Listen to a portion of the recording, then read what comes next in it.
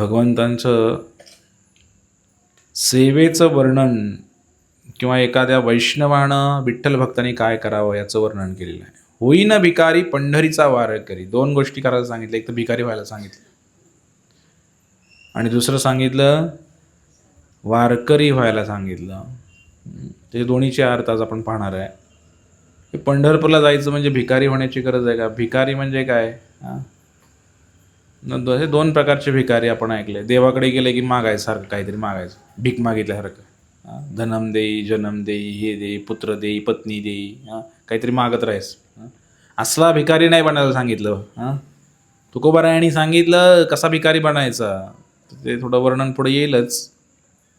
या संसारामध्ये जेव्हा आपण घर त्याग करून आपण पंढरपूरच्या दिशेने वाटचाल करतो, विठ्ठलाला दर्शनासाठी जातो, भेटण्यासाठी जातो, तेव्हा इतर कोणता विचार डोक्यामध्ये नको आहे. हे डोकं फक्त विठ्ठलमय असायला हवं आणि संसाराच्या आसक्ती नसायला हवी असं म्हटलेलं आहे. म्हणून म्हटलं आहे भिकारी होईन भिकारी पंढरीचा वार करी.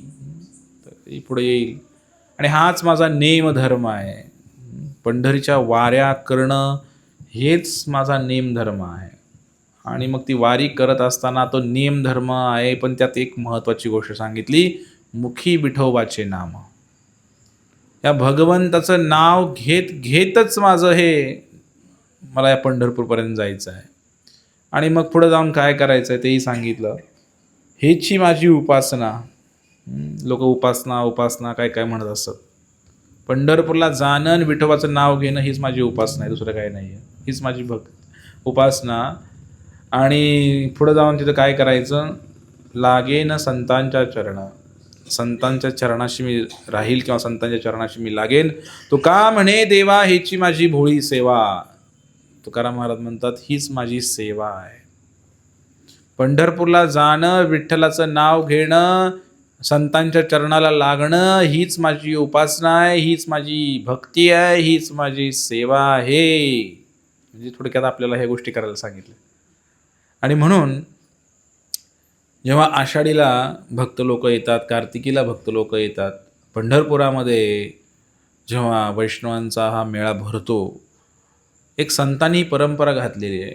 असा एक काळ होता, जो काळ संत ज्ञानेश्वरांच्या पूर्वीचा काळ, 1000 वर्षापूर्वीचा काळ, जेव्हा इथे अनेक आक्रमणं झाली आणि मुस्लिम आले आणि अनेक परकीय सत्तांचं राज्य, अनेक वेगळीच वाटचाल पंढरपुराची होती.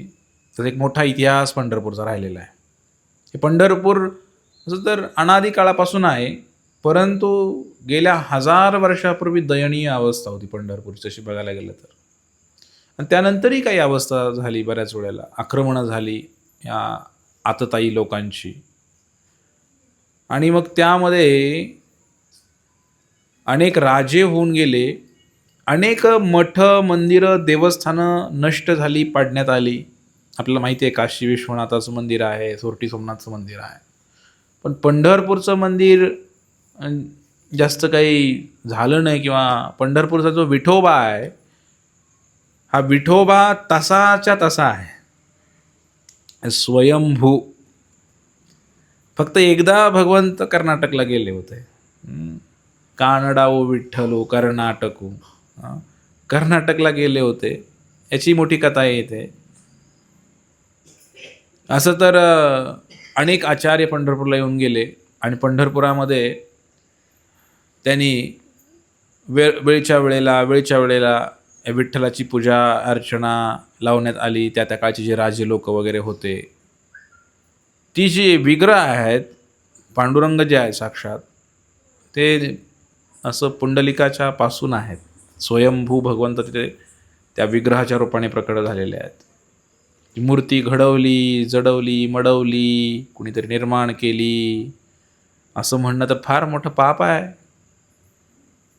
आणि ते भगवंत तेव्हापासून आहेत. मग काही ख्रिश्चन लोकही आले, इंग्रज आले, त्यांनीही काही गोष्टी केल्या. जेव्हा ही फार 1000 वर्षापूर्वीची घटना आहे. तर अनेक इथे मतभेद सुद्धा झाले पंढरपुरामध्ये. ते म्हटले पहिलं हे जे विठ्ठल मंदिर आहे हे तर म्हणले जैनांचं ठिकाण आहे, असं 1000 वर्षापूर्वी प्रचार. हे जैन मंदिर आहे म्हणे, जैन मंदिर. आणि जो राजा होता इथला, जेव्हा दक्षिण भारतामधून श्रीरंगमधून रामानुजाचार्य आले, त्यांचा प्रभाव एवढा होता की रामानुजाचार्यांनी त्या राजाला वैष्णव दीक्षा दिली पंढरपुरामध्ये. त्याचं नाव विष्णू धर्म राजा. आणि मग पुन्हा त्याचं त्या पंढरपूर म्हणजे काय, हे श्रीकृष्णाचं ठिकाण असं पुन्हा प्रस्थापित केलं गेलं. पुन्हा पूजाविधी लावली गेली. त्यानंतर मग विजापूरचा आदिलशहा आला, इथं बेगमपूरजवळ, माहिती असेल तुम्हाला. तर त्या ठिकाणी त्याचा तळ होता आणि त्याच्या सैनिकांनी पंढरपुरावरती आक्रमण केलं. आणि पंढरपुरावर आक्रमण केल्यानंतर त्या ठिकाणी मंदिर उद्ध्वस्त करण्यात आलं. पण जे मूळ विग्रह आहेत भगवंताला कुठं नेलं, देगावमध्ये. पंढरपूरच्या पुढे गाव आहे देगाव, तिथं विहिरीमध्ये लपवून ठेवलं भगवंताला काही दिवस. 4 वर्ष भगवंताला विहिरीमध्ये लपवून ठेवलेलं. पण विग्रह तेच आहेत भगवंताचे. हे 500 ते आधी म्हणले जैन मंदिर आहे. मग त्यानंतर परत इंग्रज आले.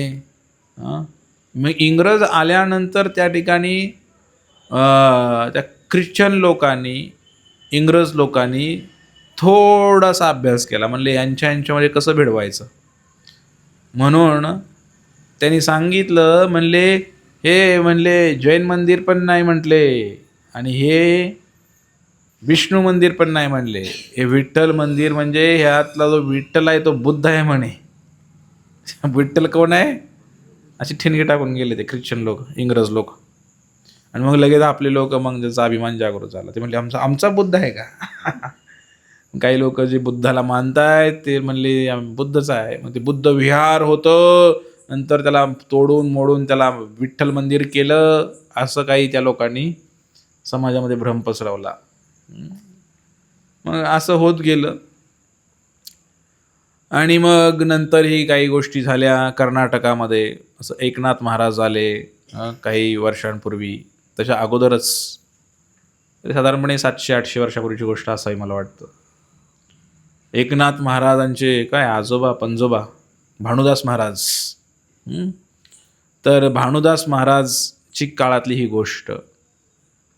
राजा कृष्णदेवराय विजयनगर, आता आहे ते विजापूर, विजयनगर, हम्पी. राजा कृष्णदेवराय ते आले होते इथं काही कारणानिमित्त. त्यांना विठ्ठलाचा साक्षात्कार झाला असेल किंवा त्यांना विठ्ठल आवडले असतील, किंवा असंही झालं असेल की आक्रमणं इकडं व्हायला लागली भरपूर मुस्लिमांची आणि तो हिंदू राजा होता. म्हणून त्याने या भगवंताला घेऊन कर्नाटकामध्ये गेले. आणि कर्नाटकामध्ये त्या ठिकाणी जे विठ्ठल मंदिर आहे, कुठं, हम्पीला. आम्ही गेलो होतो मध्ये. हम्पी म्हणून एक ठिकाण आहे, त्या हम्पीमध्ये विठ्ठल मंदिर बांधलं सुंदर असं. बाहेर असं मार्केट वगैरे एकदम सुंदर केलं त्याने. आणि मग जेव्हा भानुदास महाराजांना फार दुःख झालं, तेव्हा त्या काळचे महान संत ते जेव्हा इथं यायचे, लोक देवाला तरी यायचे पण देवच नाही, देवळात नाहीच.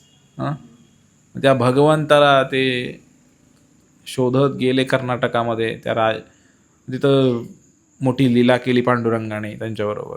ते म्हणले मी तयार आहे यायला. पांडुरंग बोलायला लागले भानुदास महाराजांशी. पण म्हणले मी येणार कसा काय, मला तर राजाने इकडं आणलेलं आहे, तुझ्याबरोबर कसं काय येणार. भगवंतांनी लीला केली, काय हार वगैरे भानुदास महाराजांच्या गळ्यामध्ये पडला आणि बरंच काय झालं, स्वप्न पडलं राजाला. आणि मग ते विठ्ठल भगवंत भानुदास महाराजांच्या खांद्यावर बसून पंढरपूरला आले, असं वर्णन आहे. आणि म्हणून कर्नाटकामध्ये सुद्धा विठ्ठलाची परंपरा, तामिळनाडूमध्ये सुद्धा विठ्ठलाची परंपरा, अनेक मंदिरं, तंजावरमध्ये विठ्ठल मंदिर आहे, दक्षिण भारतामध्ये श्रीरंगममध्ये विठ्ठल मंदिर आहे, बऱ्याच ठिकाणी विठ्ठल मंदिरं आहेत. तरी विठ्ठलधारा, उडुपी, उडुपी माहिती आहे का, उडुपी समुद्राच्या कडेला आहे कर्नाटकामध्ये. तर उडुपीमध्ये सुद्धा भगवान विठ्ठलाची मंदिरं आहेत. अशी विठ्ठलधारा जी आहे, ही विठ्ठलधारा असं 5,000 वर्षापूर्वी भगवान श्रीकृष्ण आले. आजपासून बरं का, 5,000-5,500 वर्ष झाली असतील. तिथंपासूनचा इतिहास की काय काय झालं, कुणी कुणी आक्रमणं केली, थोडक्यात सांगितलं मी तुम्हाला. पण आहे ते विठ्ठलच, तेच विग्रह आहे. विश्वास ठेवायला हवा की त्या पुंडलिकाला दर्शन दिलेले विठ्ठल तेच आहेत, तुकाराम महाराजांना आलिंगन दिलेले विठ्ठल तेच आहेत, आणि आता आपल्याला जे दर्शन होतंय ते विठ्ठल तेच आहेत, विठ्ठलच आहेत. आणि म्हणून अशा या पंढरपुराचं दर्शन, त्या विठ्ठलाचं दर्शन आणि ही आषाढी वारी इतका हा विशेष सोहळा आहे. आणि म्हणून याच्यामध्ये म्हटलेलं आहे की आषाढी वारी काय प्रसिद्ध आहे. एक पहिलं कारण आपण जे ऐकतो नेहमी, उत्सवप्रिय मानवाला तसे उत्सवप्रिय आहेत, आणि हा एक उत्सव आहे. कुठला उत्सव आहे माहिती आहे का तुम्हाला? एकादशीपासून चातुर्मास. चातुर्मास सुरू होतो भगवंताचा, आणि जेव्हा भगवंतांचा हा चातुर्मास सुरू होतो 4 महिने भगवंत शयन करतात असं म्हणलेलं आहे. आषाढी शयनी एकादशी, बरोबर आहे का हो? तेच आषाढी शयनी एकादशी म्हणायचं. काय म्हणायचं? शेनी नाही, शयनी. शयन म्हणजे झोपणे. भगवंत झोपतात 4 महिने, आणि 4 महिन्यानंतर उठतात म्हणजे उत्थान एकादशी. तेव्हा भगवंत उठतात कार्तिकला. 4 महिने चातुर्मास पालन केला जातो. आणि हा जो चातुर्मास आहे, हा चातुर्मास जेव्हा सुरू होतो तेव्हा मग लगबगीनं पळा पळा पळा पळा पंढरपूरची वाट धरा. त्या भगवंताला पाहू द्या, झोपण्यापूर्वी पाहू द्या. आणि मग नंतर झोपून झालं 4 महिने की मग परत उठणार. आता उठल्यानंतर पहिलं दर्शन मला होईल म्हणून त्या पांडुरंगाकडे पुन्हा पळायचं. एक पहिलं सिक्रेट गुज की आषाढी आणि कार्तिकी भगवंताचा दर्शनाचा फार महिमा आहे. जसं काल आमचं प्रवचन झालं तिथेही सांगितलं मी. दुसरं कारण सांगितलं की हेच श्रीकृष्ण साक्षात गोपाळच आहेत, वृंदावनाचे श्रीकृष्ण आहेत. आणि ह्या गोपाळाचा जो वेश आहे, गोपवेश आहे, गायी चारण्याचा जो वेश आहे, तो जो भाव आहे गोपी बरोबरचा, बाल सवंगड्यांबरोबरचा, तो भगवंत आषाढी कार्तिकीला प्रकट करतात असं शास्त्रामध्ये वर्णन आहे, पद्मपुराणामध्ये. आणि म्हणून आषाढी कार्तिकी विसरू नका मज सांगत असे गुज पांडुरंग. एक गुज सांगितलं भगवंतानी की कमीत कमी आषाढी कार्तिकीला तर तुम्ही या. आणि म्हणून भगवंताला पाहण्याचा हा उत्सव आहे. तर ही जी पंढरी आहे तर भिकारी होऊन जायला सांगितलं. भिकारी म्हणजे सर्वस्वाचा त्याग करून, असं म्हणलेलं आहे. जर दिंडीसाठी जर घर सोडलं तर माघारी वळून नाही बघायला पाहिजे. आपल्याकडं असं तिरडी उचलली, एखादी माणूस मेला तर काय म्हणतात, शिकं धरलेलं असतं, म्हणतात माग वळून बघू नका, म्हणतात की नाही? तसंच आहे. एकदा जर पंढरपूरला निघाला तर पंढरपूरला निघाल्यानंतर माघारी वळून नाही बघायचं. तिकडं तुमचं घर जळालं तरी माघारी वळून, कोणी मेलं तरी माघारी वळून बघायचं नाही. एक महाराज होते, त्यांची आई वारली एकदा दिंडीला निघाल्यानंतर. गावापासून पुढे गेले 10-20 किलोमीटर, आई वारली. लगेच माघारी येऊ शकत होते. म्हणले नाही, हाची माझा नेम धर्म, मुखी विठोबाचे नाम. आता म्हणले दिंडीला निघालो, आता माघारी वळून बघता येत नसते. असा नेम करावा लागतो दिंडीचा सुद्धा. दिंडी म्हणजे असली दिंडी नाही, खातपेत, चहा मिळाला चहा वाढायचा, बरं गुटका बिटका वाटत नाही ती दिंडीत. नाहीतर पुढे भरून नेला असं लोकांनी घरी, बरोबर आहे की नाही? लगेच बिस्किटचा पुडा. एक म्हातारी आजी तो होती उभा, तिथं स्टॉल लागला होता याचा, गोळ्या औषधाचा. गोळ्या म्हणजे खायच्या गोळ्या नाही, दवाखान्याच्या गोळ्या. आता ते फुकट वाटत होते लोकांना गोळ्या औषधं. ते म्हणले अगं जा घे जा, म्हणले वाटायला लागले ते औषधं. ती म्हणली काय होत नाही की मला. अगं नाही की म्हणली, परत झाल्यावर वर्षभर गोळ्या कामाला येतील की. म्हणजे असे काय आमचे तर वारकरी बंधू, काय सगळं बिस्किट पुडं गोळ्या सगळं गोळा करायचं, पिशवी भरून न्यायची घरला, आहे की नाही? असं नाही चालत. वारकरी म्हणजे एकदा जर घर सोडलं तर माघारी वळून बघायचं नाही. कालचीच घटना ह्या दिंडीची. दिंडी काल निघाली, आज आली दुसऱ्या गावामध्ये, आणि एक महाराज होते, त्यांचं ते मंदिरच जळालं, पूर्ण वाडाच जळाला, आग लागली.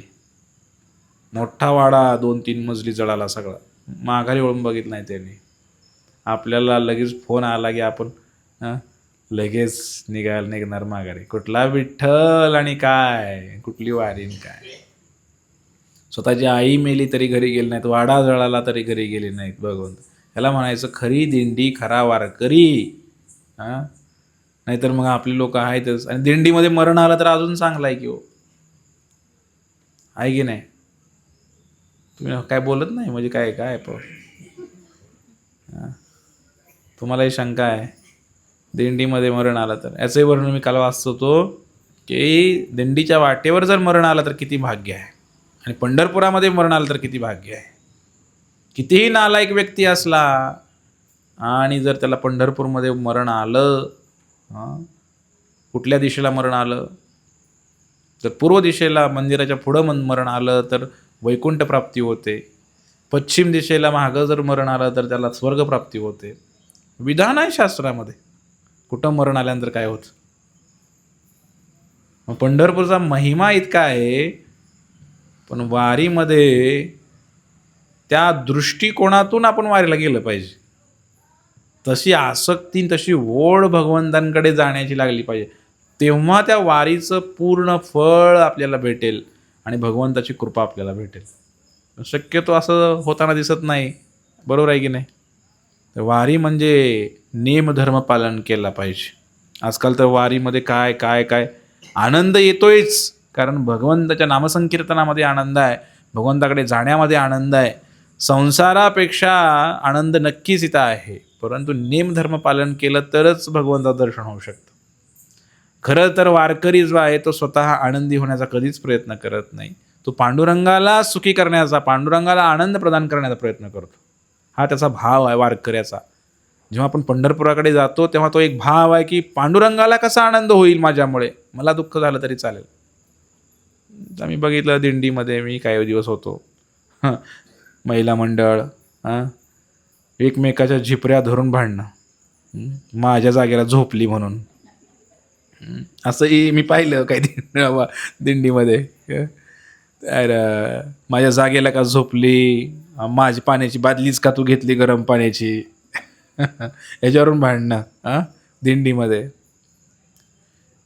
तर पंढरपुराकडे जाणं एवढं सोपं नाही. मला सांगण्याचा मतिचा अर्थ हा आहे की भगवंतांकडे जाण्यासाठी सुद्धा नियम आहेत. एवढं सोपं नक्कीच नाही. साधू संतांच्या मार्गदर्शनाखाली भगवंतांकडे जावं लागतं. उगाच आपलं निघाला पिशवी घेतली निघाला वारीला असं नाही. तर गुरूंच्या मार्गदर्शनाखाली, साधू संतांच्या मार्गदर्शनाखाली जावं लागतं. आणि भगवंताला विधी नियमाचं पण पालन आहे. तुकाराम महाराज तर म्हणतायत, माझी उपासना, माझी सेवा, माझी नेमधर्म हे सगळं भगवंताला भिकारी व्हायचं आहे किंवा वारकरी व्हायचं आहे मला. अशा या पंढरपुरामध्ये प्रवेश करताना नामदेव महाराज वर्णन करतायत, पंढरपूर हे अलौकिक आहे. आवाज कमी झाला काय, म्हणजे ह्याचा जीव गेला वाटतं. वैकुंठ जे आहे हे वैकुंठच आहे, वैकुंठच आहे भुवरे. एवढा महिमा सांगितला की म्हटले पंढरपूर आधी तयार केलं भगवंतानी. याचा अर्थ पंढरपूर हे वैकुंठच आहे. आणि मग पुढे अभंगामध्ये वर्णन आहे कसं प्रकारचं वैकुंठ आहे. जेव्हा नव्हते चराचर तेव्हा होते पंढरपूर, जेव्हा नव्हती गोदा गंगा तेव्हा होती चंद्रभागा. हे चराचर नव्हतं, हे विश्व नव्हतं तेव्हा पंढरपूर होतं असं म्हणलेलं आहे. जेव्हा ही गंगा आणि गोदावरी नव्हती, यमुना नव्हती तेव्हा चंद्रभागा होती म्हणलंय. चंद्रभागेचं वर्णन नाही करणार मी की किती महान आहे, पण चंद्रभागा इतकी महान आहे, दर्शनानं पाप नष्ट करणारी चंद्रभागा आहे. आणि म्हणून आधी वसविली पंढरी मग वैकुंठ नगरी. किती सुंदर वर्णन संतांनी केलंय बघा. असा एक काळ होता की भगवान श्रीकृष्ण आले आणि मी मग अशी सुरुवातीला वर्णन केलं की त्या आक्रमणं झाली वगैरे वगैरे. ते एक 2000-3000 वर्षामध्ये काही घडलं नाही पंढरपूरचं. पण 1000 वर्षापूर्वी जे संत यायला सुरू झाले आदिशंकराचार्यांपासून, मग ज्ञानेश्वर महाराज आले. ज्ञानेश्वर महाराज आल्यानंतर मग ते नामदेव महाराज, एकनाथ महाराज, ती ओळच लागली संतांची.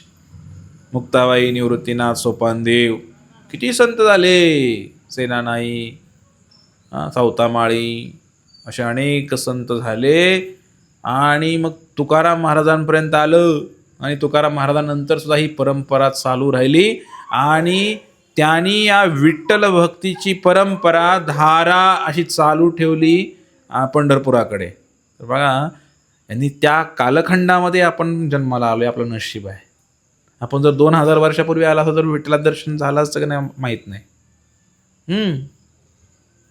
विठ्ठल फार कठीण अवस्था होती, पण पुन्हा स्थापना केली संतांनी. आणि त्या पंढरीचा महिमा एवढा गायला की आधी वसविली पंढरी मग वैकुंठ नगरी. हे सगळं जनसामान्यांच्या मनामध्ये घुसवलं या संतांनी. म्हणजे लोकांना कळावं की हे विठ्ठल आहेत. विठेवरचे जे विठ्ठल आहेत ते कृष्णच आहेत, हे वैकुंठच आहे पंढरपूर म्हणजे. तर असं लोकांच्या मनावर अभंगाच्या माध्यमातून त्यांनी इतकं रुजवलेलं आहे. कारण त्यांना तो अधिकार होता त्या संतांना. ते साक्षात पाहत होते विठ्ठलाला, श्रीकृष्णाला. आणि म्हणून नामदेव महाराज वर्णन करतायत. आणि अशा या पंढरपुरामध्ये सर्वांनाच जावंसं वाटतं. म्हणून पंढरपूर जे आहे, आता बघा, कुठल्याही तीर्थामध्ये गेलं, कुठल्याही नदीमध्ये गेलं की तिचा महिमा वर्णन केला जातो. गंगेमध्ये गेलं की असं म्हटलं जातं की गंगा नदी सर्वापेक्षा श्रेष्ठ आहे. आणि गोदावरीचं वर्णन करायला गेलं तर शास्त्रामध्ये वर्णन आहे की गंगेपेक्षा गोदावरी श्रेष्ठ आहे. एक दिवस असा येईल की ही जी उत्तर भारतामध्ये जी गंगा हिमालयामध्ये उगम पावणारी ती नष्ट होईल म्हणे कालांतराने. पण त्यावेळेला आमची दक्षिण भारतामध्ये असणारी नाशिकची गोदावरी त्या ठिकाणी असेल म्हणे. गोदावरीचं इतकं वर्णन केलं. असंच आहे. पण तसंच पंढरपूरचं सुद्धा वर्णन आहे. पंढरपूरचं वर्णन करायला गेले की मग ते म्हणतात की चंद्रभागा सर्वात श्रेष्ठ आहे. त्या गंगेपेक्षा सुद्धा गोदावरीपेक्षा सुद्धा चंद्रभागा श्रेष्ठ आहे.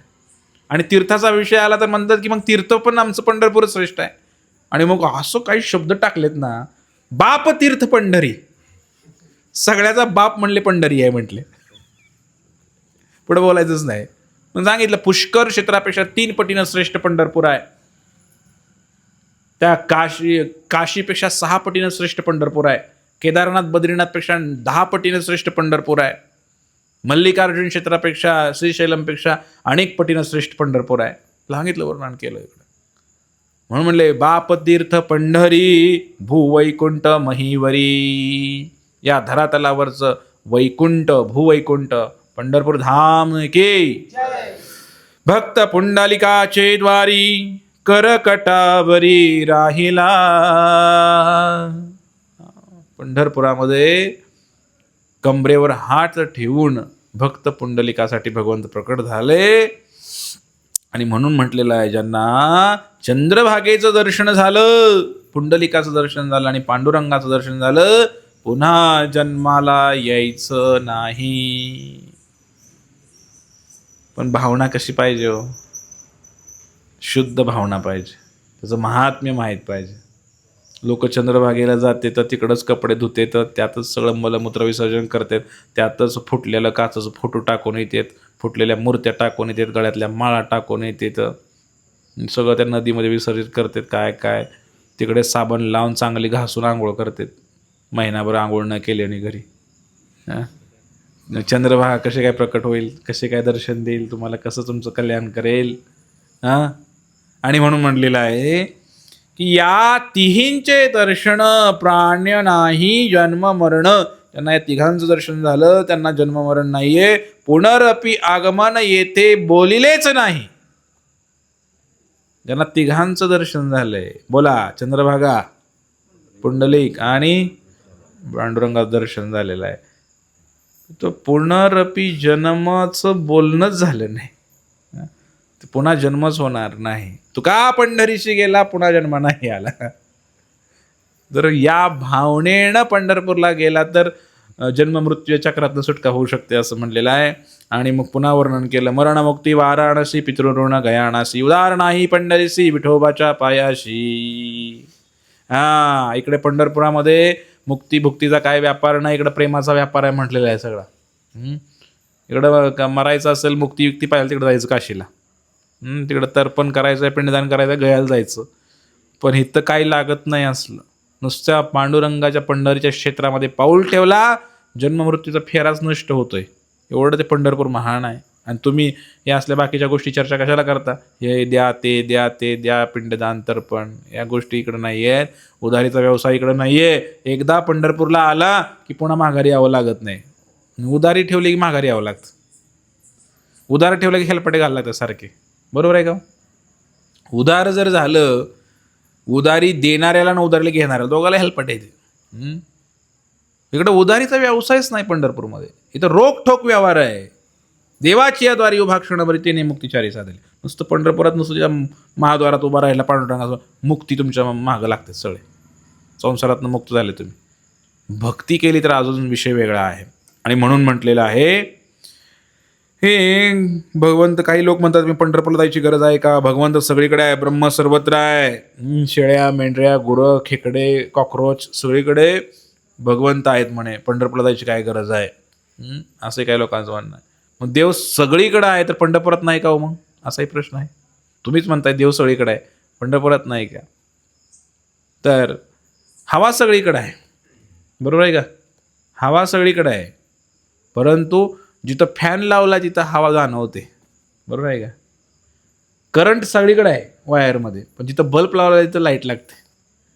तसं भगवंत सर्वत्र आहेत, पण जिकडे विग्रहाची स्थापना झाली किंवा जिकडे भगवंत विग्रहाच्या रूपाने प्रकट झाले तिथं भगवंत आहेत. समजतंय का तुम्हाला? आणि त्यामुळे पंढरपुरामध्ये अवघे ब्रह्मरूप रिता नाही ठाव, प्रतिमा तो देव कैसा. तर ही वारीमध्ये आपण जेव्हा जातो, तर वारीमध्ये जात असताना चालत चालत गेलं पाहिजे का पळत पळत गेलं पाहिजे? नाचत गात जाऊ देवाची या गावा. पंढरपूरला जात असताना कसं जायला पाहिजे? तर सावध होऊन जायला पाहिजे, असंही वर्णन भगवान शास्त्रामध्ये केलेलं आहे. सावध झालो आलो हरीच्या जागरणा, जिथे वैष्णवांचे भार जय जयकार गरजत असे. सावध व्हा. पंढरपूरला जाताना सावध होऊन, भगवंताचं दर्शन मला करायचं आहे, भगवंत मला भेटतील का, हा मनामध्ये भाव ठेवून पंढरपुराकडे प्रस्थान करा. बाकीच्या सुखसुविधा जास्त पाहू नका. आणि सावध होऊन आलो हरीच्या जागरणा, भगवंतांचा नावाचं जागर करण्यासाठी आपण पंढरपूरला चाललेलो आहे. आणि म्हणून घरामधून निघत असताना आपण सावधानपूर्वक निघालं पाहिजे आणि वैष्णवांच्या मेळ्यामध्ये पोहोचलं पाहिजे. असं एकटंच गेला तर फार अवघड होईल. आणि म्हणून म्हटले, हाची माझा नेमधर्म, मुखी विठोबाचे नाम. तर वारीमध्ये नुसतं चालायला नाही पाहिजे, तर मुखामध्ये भगवंताचं नाव सुद्धा घ्यायला पाहिजे. कारण बिना नाव घेता तर गाढवं सुद्धा चालतात रस्त्याने, असं म्हटलेलं आहे संतांनी. तर नुसतं चालायचं तर भगवंताचं नाव घेत घेत चाललं पाहिजे. हरे कृष्ण कृष्ण कृष्ण हरे हरे, हरे राम राम राम हरे हरे. आता आवाज हळूहळू कमी होतो आहे का नाही? भारी साऊंड आहे, थोडा वाढवा. हरी हरी. आता पाकच बंद झाला का? बटन लूज आहे त्याचं. हरी हरी, थोडा वाढवा. हरी. नका उठू नका. विजय प्रभू लय 8 तासाने बसवले, 1 तास गेला त्याला. हरी हरी असू दे आता. तर वारीमध्ये नुसतं चालायला नाही पाहिजे. तर अशा या पंढरपूरला, तर जन्ममृत्यूच्या चक्रातनं बाहेर पडण्यासाठी आणि या दुःखातनं बाहेर पडण्यासाठी आपण भले संसाराला कंटाळून का होईना, पण आपण पांडुरंगाकडे गेलं पाहिजे, कधीतरी बाहेर पडलं पाहिजे. कारण हा संसार जो आहे हा विषाप्रमाणे वाटायला पाहिजे. ज्ञानेश्वर माऊली म्हणतात, विष खाणे नागवे, जळती घरी रिघवे, व्याघ्र विवरा न वचवे, धडाडीत लोहरसी उडीन घालावी तैसी, न करवे उशिशी अजगराची. अरे विष खाणं कोणाला आवडतं? जळत्या घरामध्ये कोण राहतं? वाघाच्या गुहेमध्ये कोणाला राहावंसं वाटतं? तप्त लोखंड तापलेल्या रसामध्ये कोणी उडी मारतो का? अजगराची उशी कोणी करून घेतो का? तसं या संसार, विषरूपी संसारामध्ये कोण शहाणा राहतो? कोण राहतो? आपण अति 150 शहाणे. ते 150 शहाणे ते संसारामध्ये राहतात. जे शहाणे आहेत ते पंढरपूरला जातात. या संसारामध्ये कोण राहतो म्हटलेलं आहे. तर अशा प्रकारे पंढरपूरला निघालेला महात्मा हा संसाराकडे पुन्हा माघारी वळून बघत नाही. आणि आमचे गुरु महाराज नेहमी सांगतात, पंढरीची वारी म्हणजे ही वैकुंठाचीच वारी आहे. आणि म्हणून असं म्हणलेलं आहे, पंढरपूर प्रती संतांना एवढी आसक्ती होती की ते म्हणायचे की आम्हाला पंढरपुरामध्ये जर पंढरपूरच प्राप्त झालं तर म्हणले आता वैकुंठावरनं विमान जरी आलं तरी आम्हाला जायची इच्छा नाही म्हणे. एवढं आम्हाला सुख या पंढरपुरामध्ये लाभलेलं आहे. न वजो म्हणती आम्ही वैकुंठा जिही देखली पंढरी रे. ज्याने पंढरपूर पाहिलं त्याला वैकुंठाला जायची इच्छा होत नाही. कारण त्या वैकुंठाचा सोहळा, ते सुख पंढरपुरामध्ये अनुभवायला मिळतं. पुन्हा इच्छा होत नाही जायची. आणि म्हणून असं म्हटलंय, भीमातिरी एक वसविले नगर, त्याचे नाव पंढरपूर रे. या भीमा तीरावरती एक नगर वसवलं भगवंताने, त्याचं नाव पंढरपूर रे. तेथील मोकाशी चार भुजा त्यासी, बाईल 16,000 रे. कोण आहे तो पंढरपुरामध्ये व्यक्ती जो बसलेला आहे, त्याला 4 भुजा आहेत म्हणलंय.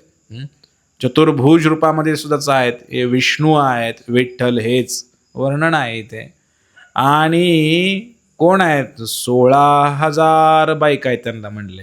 म्हणजे कोण आहे ते? द्वारकाधीश भगवान की. द्वारकाधीश कृष्ण आहेत. नाचत जाऊ त्याच्या गावारे, खेळिया सुख देईल विसावा रे. पुन्हा पुन्हा पुन्हा पुन्हा अनेक अभंगामध्ये मी ऐकलं की पंढरपूरला नाचतच जावं म्हणून सांगितलंय. चालत नाहीच आहे, नाचत जावा याचा अर्थ फार आनंदाने जावा भगवंतांकडे, उड्या मारत जावा भगवंतांकडे. उरावर आल्यासारखं जाऊ नका, नाचत जावा, गात जावा, आनंदाने जावा. आणि म्हणून जेव्हा हे वारकरी भक्त, विठ्ठल भक्त आषाढी कार्तिकेला पंढरपूरला पोहोचतो, रात्रंदिवस नामस्मरणामध्ये तल्लीन होतो, आनंदाच्या भरामध्ये आध्यात्मिक खेळ सुद्धा तो खेळत असतो. तर आजकाल लोक वारीच्या वाटेवरती कुठं क्रिकेट खेळ, कुठं कबड्डी खेळ, हा नाही पाहिजे सगळे धरून. तर कसं काय करायचं? हे असं नसतंय. खेळ मांडियला वाळवंटी. हे संतांनी काय केलंय, संतांच्या परंपरा जर मोडीत काढल्या ना, मग लय अवघड आहे बघा. म्हणून गुरु आणि परंपरा पाहिजे, पक्का गुरु पाहिजे, पक्की परंपरा पाहिजे. नाहीतर प्रवचनात काही बोलणार आणि काही गाणार आणि दिंडीमध्ये काही खेळणार. काही लोक मग क्रिकेटच्या मॅचेस भरवलेत काही ठिकाणी, जिकडं पाडावा असेल तिकडं थांबलंय, कुठं माळावरती, कुठं कबड्डीच खेळते. वारीमध्ये कथा करा, कीर्तन करा, नाचा, कीर्तनामध्ये उड्या मारा आणि प्रचारही करा गावोगावी. तुम्ही ज्या गावामध्ये चालला तिथं ज्ञानेश्वरी वाटा, भगवद्गीता वाटा, गाथा वाटा, असंही आहेच की, आहे की नाही? परंतु संतांच्या चरित्राचा सखोल अभ्यास झाला नाही गुरु परंपरेच्या माध्यमातून. मग असं काहीतरी सुपीक नापीक कल्पना त्यांच्या डोक्यातनं निघतात काहीतरी. वारी म्हणजे आनंदाचं ठिकाण. हो, आनंदाचं ठिकाण आहे, पण त्याला तुम्ही आता पूर्णच असं काही बनवू नका वेगळं काहीतरी.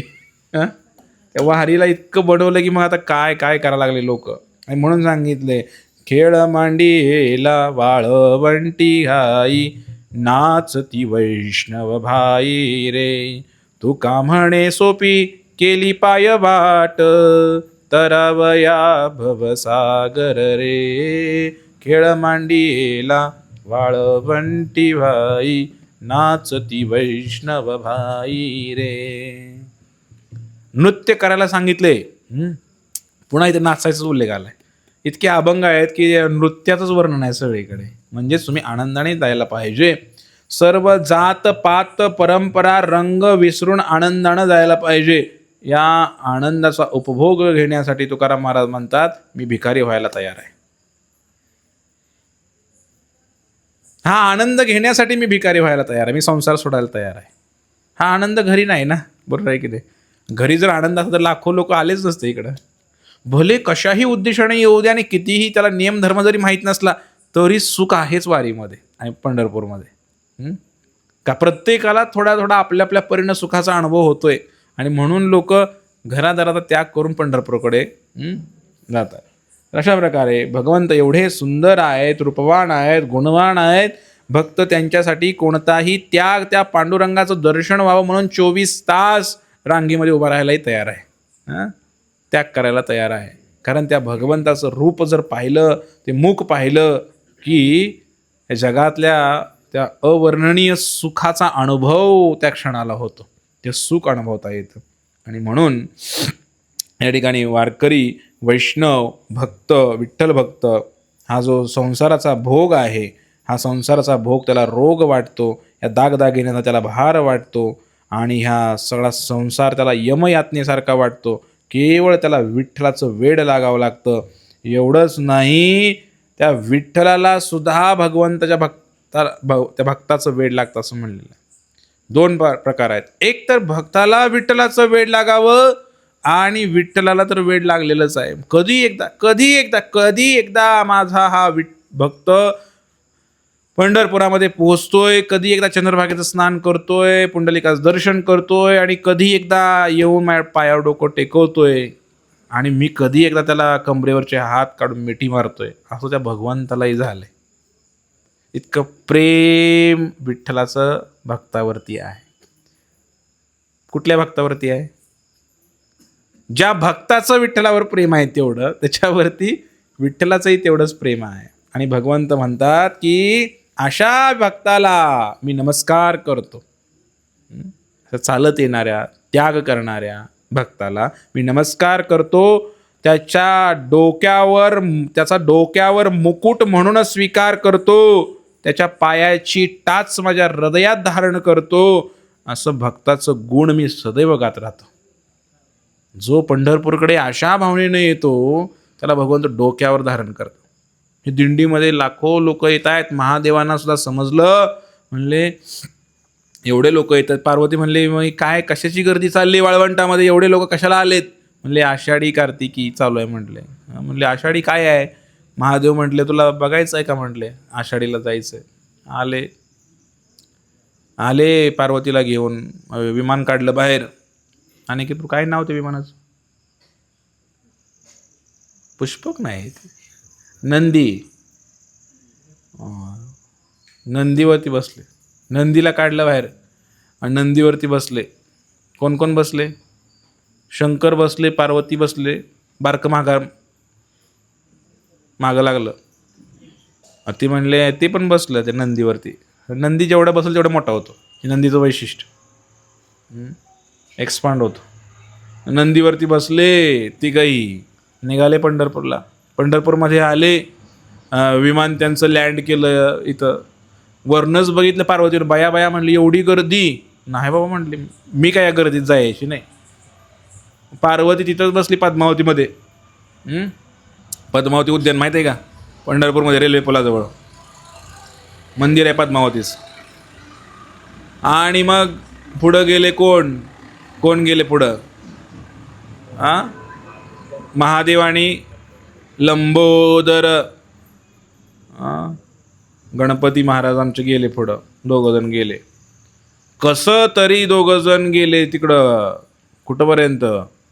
चंद्रभागेची आंघोळ केली, पुंडलिकाचं दर्शन घेतलं, पुढं निघाले. पोलिसांनी अडवलं त्यांना. म्हणले वाहनं सोडत नाही म्हणले, बॅरिगेटिंग लावलं, दिसत नाही का म्हणले, इथंच पार्क करा विमान म्हणले, तुमचं विमान घेऊन आतात मंदिरात म्हणले. म्हणून त्या नंदीला तिकडंच पार्क केला महादेव हनुमंताया पुढं. दक्षिणमुखी हनुमंत आहे महाद्वारामध्ये. आणि हनुमंताया पुढं नंदी आज पण बसलेला आहे. कधी दर्शन करा जाऊन. आणि मग पुढं निघाले 2 जण निघाले. कोण? महादेव आणि गणपती बाप्पा निघाले. पण गणपतीची ढेरी एवढी मोठी, लोक पडायला लागले खाली. आणि मग ते लंबोदर गणपती आमचे निघाले. असं म्हणलेलं आहे की आता एवढी गर्दी गणपती सुद्धा वैतागला. म्हणले बाबा आता मायाच्यानं काय पुढं सरकं नाही म्हणले, मी इथंच बसतो. दरवाज्यावरच बसले गणपती. आजही गेला तर त्या लंबोदर, एवढं मोठं पोट आहे गणपतीचं, दरवाज्यावर दर्शन आहे गणपतीचं. बघितलं कधी विठ्ठल मंदिरात जाताना? तर जळोजी मळोजीची समाधी आहे ती झाली की तिथं गणपतीचं दर्शन होतं पहिल्यांदा. आणि मग उरलं कोण? महादेवच उरले.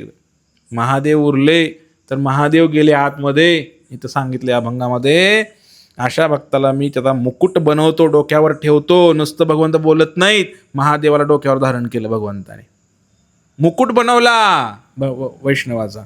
म्हणून महादेवाचं दर्शन आहे हे काय मुकुट नाही तो डोक्यावर जे दिसते का विठ्ठलाच्या, तर ते स्वतः स्वयंभू महादेव आहेत. तर अशा प्रकारे अशी कथा शास्त्रामध्ये वर्णन नाही, पण ऐकीव कथा आहे, ग्राम्य कथा आहे.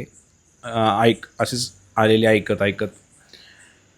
तर करा करा लागपाट, धरा पंढरीची वाट, जव नाही चपेट घात पडिला काळाचा, दुजा ऐसा नाही कोणी, जो ह्या काडी भला तुणी, करा म्हणून हा विचार ठाईचा. पळा पळा पळा लवकर, पंढरपूरची वाट धरा. लय संसाराचा विचार करू नका. दारा कोण काढायचं? तुम्ही मेल्यावर कोण काढणार आहे? तेच काढणार आहेत, तेच आता काढणार आहेत. त्यामुळे पाठलाग करा लवकर, लागोपाठ लगबगीनं चला पंढरपूरला. जास्त विचार करू नका. घराला पाणी कोण मारायचं, बांधकाम चालू आहे. आणि काय काय लोक तर चला म्हणले म्हणजे नाही नाही नाही, मुलीला पाहुणे येणार आहेत, मुलाला पाहुणे येणार आहेत. काही सुद्धा विचार करू नका. तुम्ही लगबगीनं पंढरपूरला चला. येणार का तुम्ही पंढरपूरला? सगळं सोडून पंढरपूरला जायचं आहे. मग प्रभूजी आमचे नाही म्हणतात, सोडायला नाही म्हणतात. देवाने पाय दिलेत ना तुम्हाला, चालत चला. गाडीला हात करून चला. काहीतरी करा, नियोजन लावा. सखूबाईची किती इच्छा होती पंढरपूरला यायची, आली की नाही? भगवंतानी केली का नाही योजना? तर अशा प्रकारे लगबगीने जावा. जोपर्यंत तरुण वय आहे, तोपर्यंत शक्ती आहे हातामध्ये, अंगामध्ये, तोपर्यंत वारी करा. पंढरपूरला नेहमी जावा. म्हातार झाल्यानंतर आपण काहीच करू शकत नाही. होय होय वार करी पाहे पारे पंढरी. तर ही वारी जी आहे, ही वारी तेव्हाच पूर्ण होते. मागाशी मी सांगितलं की चंद्रभागेचं स्नान, पुंडलिकाचं दर्शन आणि विठ्ठलाचं दर्शन. आता एक वेळ पंढरपुरामध्ये चंद्रभागेचं स्नान नाही झालं, पुंडलिकाचं दर्शन नाही झालं आणि विठ्ठलाचं सुद्धा दर्शन नाही झालं तरी चालेल, पण एक गोष्ट करायला पाहिजे. काय करायला पाहिजे सांगितलेलं आहे की त्या धामामध्ये, पंढरपुरामध्ये जे संत मंडळी, वैष्णव मंडळी आहेत, त्यांच्याबरोबर बसून कथयंत च माम नित्यम तुष्यंती च रमंती च, कथा करा. वाळवंटामध्ये बसून कथा करा, कीर्तन करा. पंढरपूरला जाऊन आल्याचा लाभ मिळेल. भलेही विठ्ठला दर्शन नाही झालं तरी चालेल. म्हणजे कथेचं महात्म्य किती आहे, कीर्तनाचं महात्म्य किती आहे. पंढरपुरामध्ये येऊन तेच करायचं आहे, कथानी कीर्तन. आणि तेच कथानी कीर्तन जरी घरी केलं तरी पंढरपूर घरीच आहे. मग असंही आहे. तेवढ्या भावनेनं, तेवढ्या शुद्धतेनं तुम्ही इथं जरी तुम्ही कीर्तन कथा केलं, पण वारीमध्ये जाताय, चालत जाताय, पण लक्ष संसाराकडे आहे सगळं. 100 वेळा फोन करून घरी विचारताय, ए कुलूप 2 वेळा वडून बघ रे, नीट लावले का बघ, चावी ठेवली का बघ, इकडं पाणी सोडलं का शेताला बघ, धारा काढल्या का, गेला का बबल्या दूध घालायला, आणि ती कशी आहे, आज काय केले, चपात्या केल्या का भाकरी केल्या, सगळं विचारायचं. हे सगळं प्रकार. किंवा इथं आल्यानंतर मग धंद्याचा, राजकारणाचा विषय.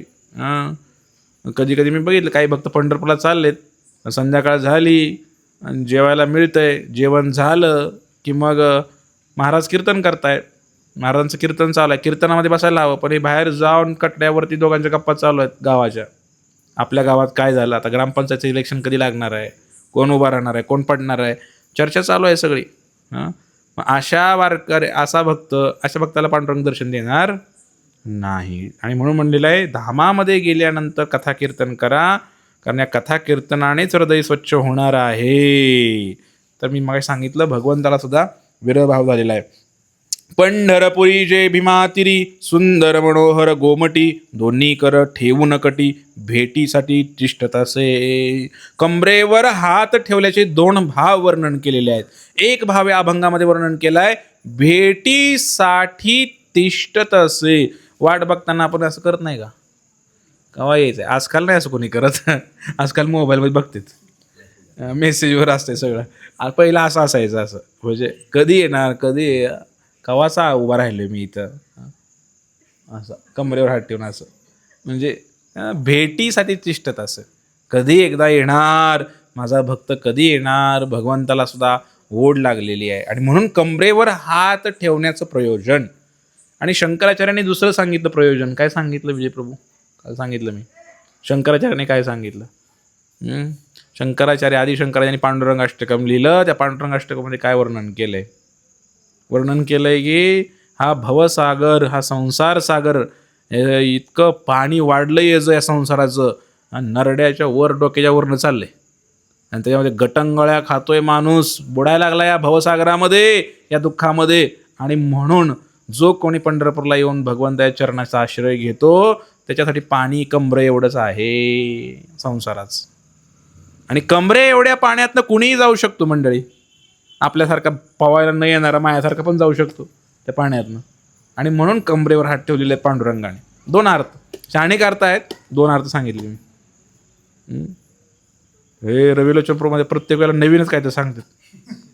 नवीन काय सांगतोय? संतांनी वर्णन केलेलं मी सांगत आहे. भगवंतांनी कमरेवर हात का ठेवलेले आहेत आणि म्हणून भगवंत म्हटले की मला विसरू नका, आषाढी कार्तिकी मला विसरू नका. सांगत असे गुज पांडुरंग. आणि पुढं काय म्हणले? तुम्ही जाता गावा हुर हुर वाटे माझ्या जीवा, भेटाल केधवा मज लागी. जेव्हा पांडुरंगाचं दर्शन करून भक्त निघून जातो पंढरपुरातनं, भगवंताला दुःख होतं म्हणलेलं आहे. भगवंतांच्या डोळ्यामध्ये पाणी येतं, हुरहुर वाटते माझ्या जीवाला भगवंताच्या. आणि जेव्हा भक्त येतोच भेटायला, धावून या देव गळा घाले मिठी, स्पुंदून स्पुंदून गोष्टी बोलत असे. भगवंताचं आपला एक विठाई किंवा विठोबा जर समजलं तर आई वडिलाचं नातं आहे भगवंताशी. आणि जेव्हा भक्त येतो, मिठी मारतो, दर्शन करतो आणि माघारी जातो, जसं तर गळा भेट घेतो भगवंत त्या भक्ताची. आणि खांद्यावर डोकं ठेवून तो भगवंत स्पुंदून स्पुंदून गोष्टी करत असे. कोणत्या गोष्टी करते? स्पुंदन माहिती आहे का तुम्हाला? भरून आलंय भगवंताला, ऊर भरून आलाय भगवंताचा. बिचारा एवढा माझ्यासाठी संसाराचा त्याग करून आलाय इकडं.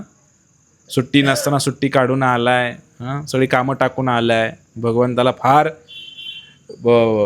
प्रेम आहे त्या जीवाप्रती.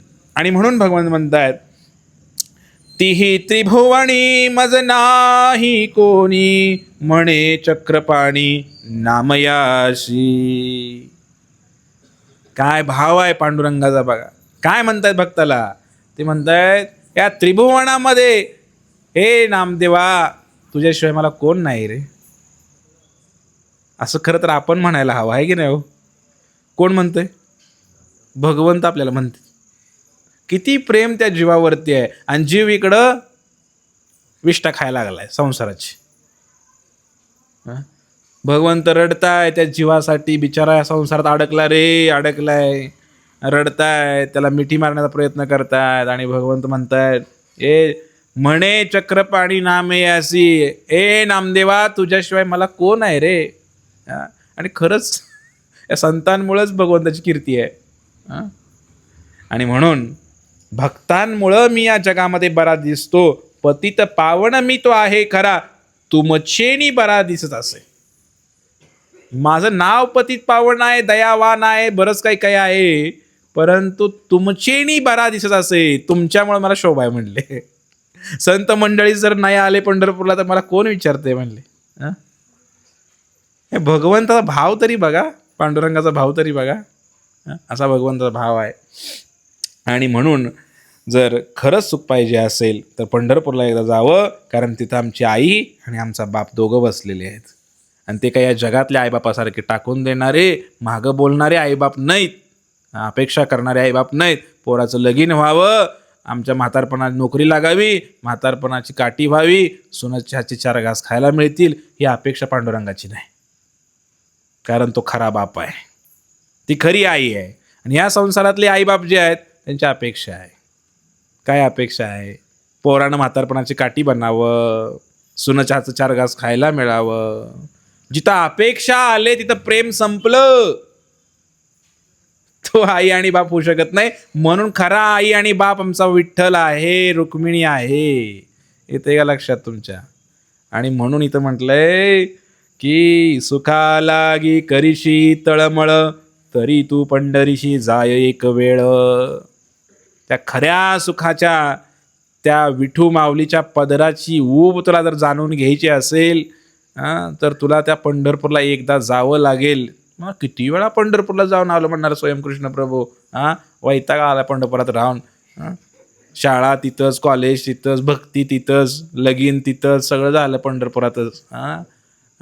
तरी पण आता काय एकदा जावं म्हणून सांगताय तुम्ही. अरे गेला राहिला, पण कधी त्याचा अभ्यास केला का?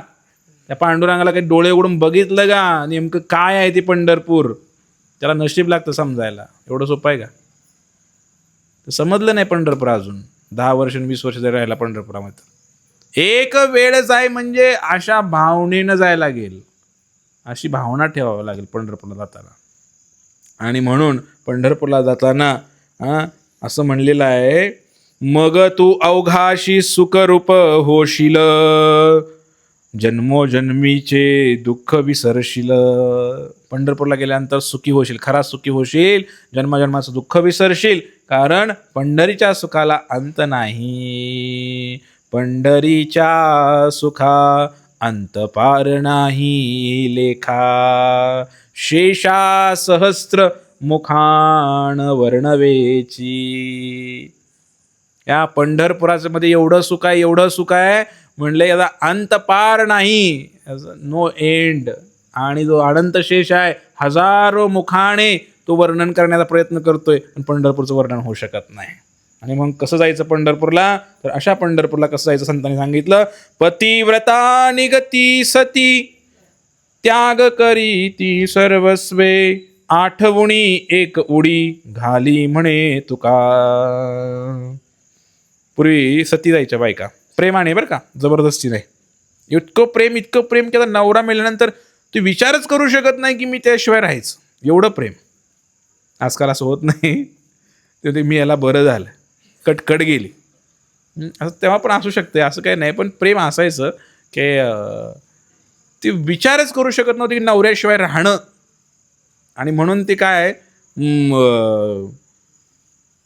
त्या चितेमध्ये उडी मारायची नवऱ्याच्या, त्याला सती जाणं म्हणायची प्रेमाने. आणि मग तिथं म्हटलंय की पतिव्रता निगती सती, त्याग करी सर्वस्वाचा. सगळं काही ती मागं विचार करत नाही आता काय होईल आणि कसं होईल, तशी उडी घालावी लागते पंढरपूरमध्ये. घरातून निघताना तो विचार करावा लागतो. आता माघारी वळून बघायचं, संसाराचा विचार करायचा आहे. आणि माघारी जाताना आपला भाव कसा असावा. कन्या सासुरासी जाये मागे परतो निपाहे, तैसे झाले माझ्या जीवा केव्हा भेटसी केशवा. मुलगी जर सासरी निघाली तर मागं वळून वळून बघते. आई हात करत असते अशी, बाप आई त्यांच्याकडे वळून वळून बघते. तसं माझं झालंय पंढरपूर सोडताना. असं होतं का हो तुम्हाला? होतंय का? आता ऐकले म्हणा पहिल्यांदा असं असतंय म्हणून काहीतरी. माहेर आहे, हे सासर आहे. मी इकडे येताना दुःख व्हायला हवं की नाही? आपण किती आनंदाने येतो इकडं माघारी, आहे का नाही? लगेच कसं तरी उरकून चिरमुरं घेतलं का, बोका घेतला का, चला चला चला लवकर गाडी निघाली, चला लवकर. आणि थांब घ्या ग जरा, ती खोळकळा घेऊ ती पोराला. बरं घे, खोळकळा बी घे, चिरमुरं बी घे, बुक्का बी घे, सगळंच घे. निघाले. विजय प्रभू थांबा की जरा, जाऊ खोळकुळा घ्यायचंय पोराला. राव लय गडबड करताय तुम्ही, थांबा जरा. कुठं जायचं एवढं गडबडीत? पंढरपूरला जायचं. सासरी जाताना दुःख व्हायला पाहिजे, माहेरी थांबायची इच्छा पाहिजे. पंढरपुरामध्ये थांबायचं होतंय का आपलं? तशी इच्छा. कधी भेटशी केशवा, ए केशवा, पुन्हा कधी भेट होईल आमची तुझी पांडुरंगा? चुकलिया माये बाळ हुरू हुरू पाहे. यात्रेमध्ये एखादं लहान मुलं हरवल्यानंतर ते कसं कावऱ्या बावऱ्या होतं, इकडं तिकडं बघतं, रडतं, माझी आई कुठे आहे, माझी आई कुठे आहे. असं चुकल्यासारखं वाटतं पंढरपूर सोडताना. आणि जीवना वेगळी मासोळी तैसे तुका तळमळी. जीवन म्हणजे पाणी. मासा पाण्या वाचून तरफडतो पाण्यात बाहेर काढला की, तशी अवस्था पंढरपूर सोडताना होते का? व्हायला हवी. तुकोबारायांची झाली होती अशी अवस्था. पंढरपूर सोडूच वाटत नाही. आणि म्हणून आपण पंढरपूरला गेलं पाहिजे आणि भगवंताचं दर्शन घेतलं पाहिजे आणि भगवंताचं नामस्मरण केलं पाहिजे. आणि अशा प्रकारे हे पंढरपूरचं वर्णन आपण या ठिकाणी केलं. आणि तसं पंढरपूरला गेल्यानंतर थोडा बदलही आपल्यामध्ये व्हायला पाहिजे. एक सामान्य माणूस आहे. सामान्य माणसाला जर भूत लागलं तर कसं होतं? काय होते? त्याचा आवाज वेगळा येतो आतनं. बरोबर आहे नाही? बाई असेल तर गड्याचा आवाज काढते. गडी असेल तर बाईचा आवाज बोलते. जे भूत अंगात घुसले ते आवाज निघते. बरोबर आहे की नाही? आणि ज्याला ते खातंय ते भूत तेच ते मागत असते. म्हणजे बदल होतो. भूत अंगात गेल्यानंतर झपाटल्यानंतर त्या व्यक्तीमध्ये बदल होतो. तसं पंढरपूरला गेल्यानंतर पण बदल व्हायला पाहिजे माणसामध्ये. आवाज वेगळा निघाला पाहिजे. इथं आल्यानंतर कुठला आवाज निघाला पाहिजे? पांडुरंगाचा आवाज निघाला पाहिजे. कारण ते भूत आहे. पंढरीचे भूत मोठे आल्या गेल्या झपटी वाटे. हे म्हणले पंढरपूरला जाऊ नका म्हणले अनिकेत प्रभू. चंद्रभागा ओलांडून तर अजिबात जाऊ नका. तिथे भूत बसलेला आहे. कमरेवर हात ठेवून एक भूत बसलेला आहे. त्या भूताने जर बघितलं तुम्हाला आणि जर तुम्ही त्याला पाहिलं, नजरानजर जर झाली आणि त्यानं जर तुम्हाला झपाटलं तर लगीन व्हायचं नाही तुमचं. लय अवघड आहे. तुमची जर इच्छा असेल तर मग ते सगळं नष्ट होणार सगळं तुमचं. बघा, विचार करा. उद्या सकाळी जायचं आहे. बहु खेचरीचे रान जाता वेडे होय म्हण. तसं अवघडच पंढरपूरला जायचं संसार सोडून. पण एकदा जर पंढरपूरला गेला की येडं होते माणूस. हरे कृष्णात गेला येडं होते म्हणतात. असं लोक म्हणतात कधी कधी. तसं पंढरपूरला गेला की ती येड लागले म्हणे त्याला. येड लागले. सारखं ती वाऱ्या करते पंढरपूरच्या. येड आले. खरंच वेड होते माणूस. आणि म्हणून म्हणलेलं आहे, तेथे जाऊ नका कोणी गेले आले नाही परतोनी. पंढरपूरला एकतर जाऊ नका. बघा, तुमच्या संसारिक इच्छा असल्या तर पंढरपूरला अजिबात जाऊ नका. तुम्हाला जर भोग करायचा आहे संसारामध्ये तर पंढरपूरला जाऊ नका. कारण तेथे गेले आले नाही परतोनी. जे अशी शुद्ध भावना ठेवून पंढरपूरला गेले ते माघारीच आले नाहीत. याचा अर्थ माघारी आले, ते शरीराने माघारी आले, पण त्यांच्या डोक्यामध्ये विठ्ठलच आहे, कृष्णच आहे. आणि त्यांचं संसारात मन लागेना. म्हणून म्हणले, तुका पंढरीशी गेला पुन्हा जन्मा नाही आला. आणि तुकाराम महाराज पंढरपूरला गेले, पुन्हा जन्म झाला नाही तुकोबारायांचा. कोणाकोणाला घ्यायचा जन्म पुन्हा सांगा.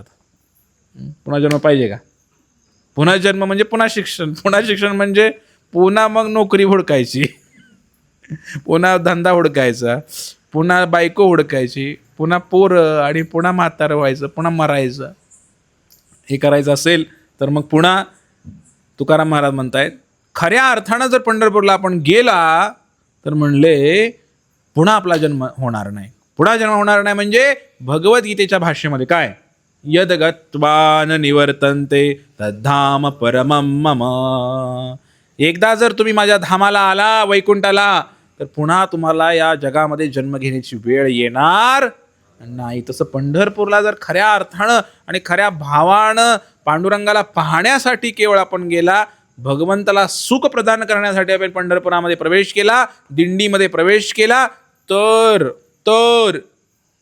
म्हटले या जन्म मृत्यूच्या चक्रामध्ये पडावं लागणार नाही. यातून मुक्तता होईल. आणि जसं संत मंडळी आपल्या धामाला माघारी गेले तसं आपण सुद्धा जाऊ. म्हणून त्या अर्थानं भगवंताला शोधण्यासाठी, त्या वैष्णवांच्याकडून कथा कीर्तन ऐकण्यासाठी, नामजप करण्यासाठी पंढरपूरला जायचं आहे. कळालं का? जाऊ देवाची या गावा. पंढरपूरला जायचं आहे. हरे कृष्ण कृष्ण कृष्ण हरे हरे, हरे राम राम राम हरे हरे.